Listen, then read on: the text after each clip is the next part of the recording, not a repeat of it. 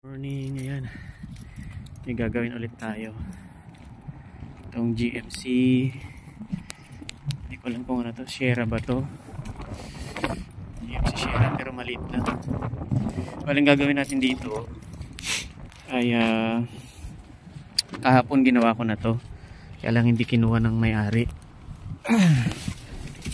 Ang problema nito, meron siyang humming sound habang tumatakbo. So galing sa harap yung humming sound. And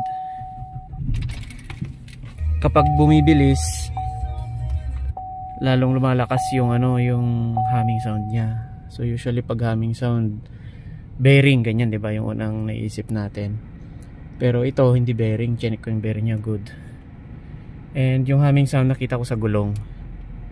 Sa gulong kasi all-terrain yung gulong nito at starting to feathered out, parang hindi pantay-pantay yung pagkakapudpud niya.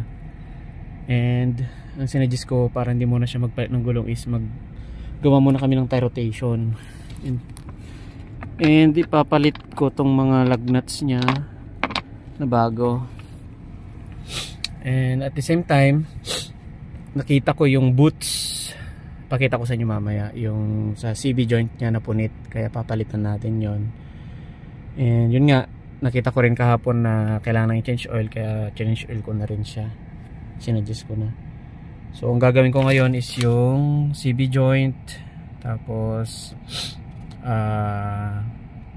multi-point inspection, and then wheel alignment. Pero yung wheel alignment baka iba na yung gagawa kasi may wheel alignment kami technician. So yun lang, CB joints, pero assembly yun kaliwa at kanan, kaya medyo matagal. So let's go, pasok natin to. Nandito na tayo. Kaya pala hindi ko to ginawa kahapon kasi in-order pa yung pyesa. In-order kahapon, dumating din ngayon. Mabilis lang.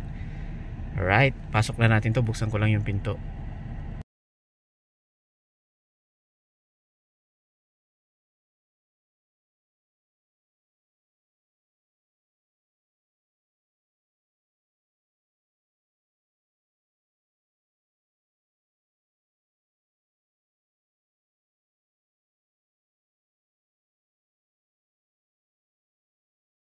Yung sinasabi ko sa inyo na scuffing, yung surface dito sa gilid hindi na pantay dito. Ito pababa, ito pataas, tapos pababa, pataas.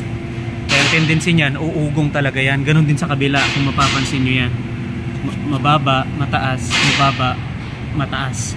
Di tulad nitong galing sa likod, pantay-pantay siya, makapal. Kumbaga mayroong uneven tire wear ito, kaya ganon.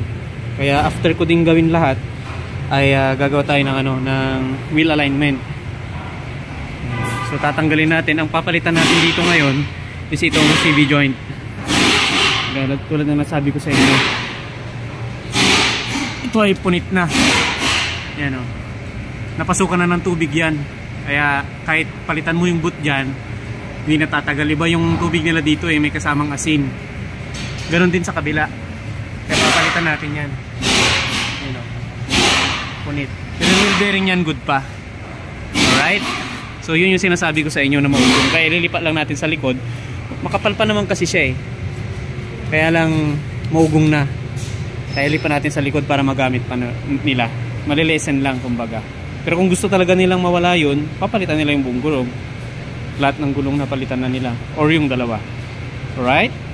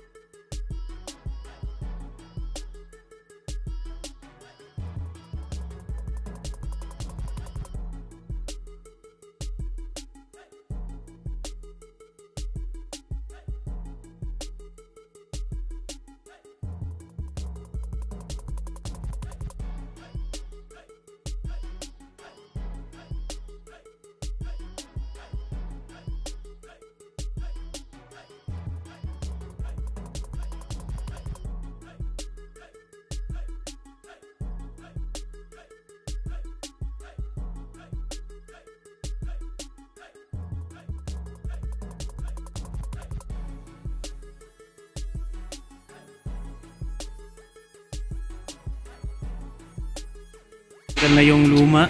Ito yung luma. Ito naman yung bago. Yan, box natin. So kailangan ko pang tanggalin yung shock absorber magkabilaan.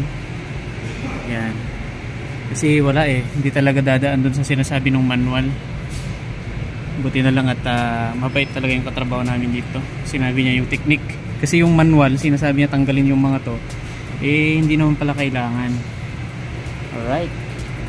So, yan yung shocks natin. So, ilalagay ko lang yung bago dyan. Medyo masikip kasi kaya kailangan pang tanggalin yung shocks. Alright. Lagyan na natin.